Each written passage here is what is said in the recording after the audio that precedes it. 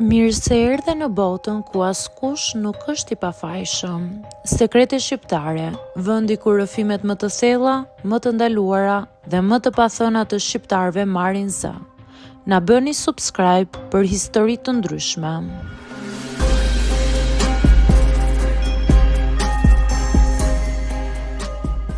Nuk e di kur filloi të më rëndoj kaq shumë.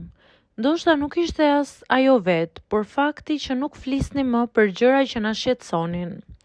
Jam burr i rritur me punë, me përgjegjësi, por ka gjëra që sado të vogla duken, kur i mban brenda të bëhen një bare madhe. Gruaja ime nuk kujdeset shumë për pamjen e saj intime. Nuk e bën çështje, nuk e shes si problem, thotë se është natyrale, ndihet rehat dhe trupi i saj është shumë mirë sipas saj. Dhe unë e di që ka të drejtë. Por brenda meje, kjo më ka krijuar një distancë që nuk di ta shpjegoj. Nuk jam njëri që kërkon perfekcion, nuk jam as maniak i pamjes, por me kalimin e viteve kam ndjerë se ajo ka hequr dorë nga çdo përpjekje për veten. Jo vetëm nga ruajtja, por nga gjithçka që lidhet me ndjesim për të dukur mirë, për të ndjerë femër, për t'u afruar. Problemi vetëm nuk është pamja, është fakti që nuk guxoj t'ja them. Sa herë kam menduar ta hap bisedën, më ka kapur frika se mos e lëndoj, mos më shesi si përfaqësor, si kërkues, si dikush që nuk e pranon ashtu siç është. Dhe kështu kam heshtur.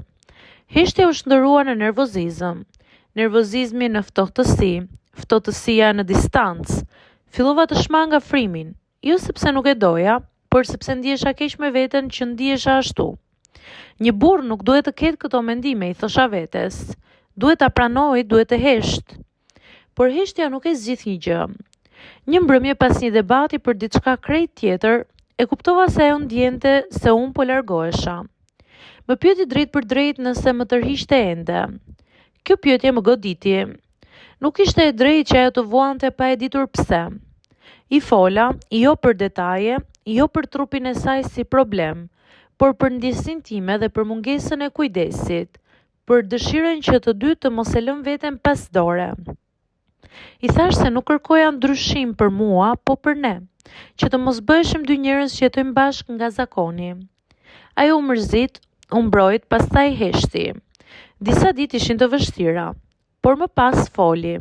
Më tha se ishte lodhur, nuk ndjente më nevojën të bënte përpjekje sepse mendonte se unë e doja gjithsesi. Ndoshta kishte harruar veten. Nuk u zgjidh gjithçka me një herë, por u hap një derë. Dhe ndonjëherë, në një marrëdhënie, dera e komunikimit vlen më shumë se çdo detaj tjetër. Sot po përpiqemi, jo për pamjen, por për respektin ndaj vetes dhe ndaj njëri tjetrit. Sepse kur pushon së foluri për gjërat e vogla, ato bëhen arsye për gjëra shumë më të mëdha.